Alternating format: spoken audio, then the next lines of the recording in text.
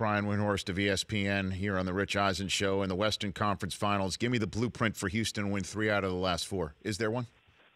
Hope that Steph Curry and Kevin Durant get food poisoning. Wow.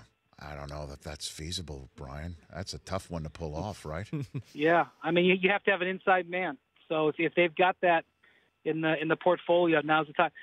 When the Warriors have an engaged game, and what I mean by that is a game where they're not throwing the ball into the third row because they're just not concentrating, and they work their habits defensively, they're as close to as an unbeatable team as I've ever seen. And I don't really want to get into the conversation of greatest of all time. Let's just say that the game of basketball has never been played at a higher level than by this team when they're playing this way. And it's not that ridiculous of a thought. I mean, go tell me the last time a team has had 2 MVPs in their prime playing on the same team. It just has never happened. And I know that Pippen and Jordan were probably pretty close, but Pip, he's my colleague at ESPN. I'm not denigrating him. He was never an MVP. They have 2 MVPs in their primes playing together. And I don't know whether it's good for the NBA. You know, you talk to certain people in the league, and they have skin in the game, so it's hard for them to have perspective. But they will tell you that the salary cap spike that made it feasible for the Warriors to sign Kevin Durant was one of the worst things that's happened in the league in the last 20 years in terms of competitiveness.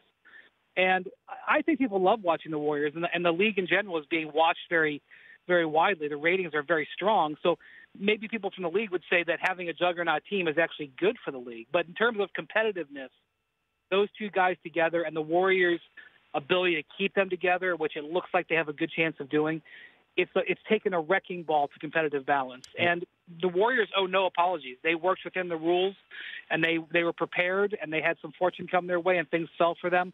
But putting those 2 guys on the same team, and last night you saw them, they both played well. I don't know what the antidote is for, short of food poisoning. Wow. I mean, then if we're talking about, if we're talking real talk here, which we clearly are, if LeBron's Cavs don't win 3 out of the next 4 in the Eastern Conference, then a Celtics team, now there is a large Celtics fan base, obviously coast to coast, but a Celtics team without a bona fide superstar would be starring in the Eastern Conference Finals against the Warriors. You don't think there would be a ratings hit for something like that? Oh, it would be a ratings hit, but I don't know how competitive it would be. You think it would be more competitive? No, I know that. That's what I'm saying. It's just, when you sit here and you basically say that a 65-win team needs food poisoning help to get past a 2-time champion of the league, including the defending champion, and then the 2 teams that they would be facing in the championship are so flawed that they really wouldn't have a shot.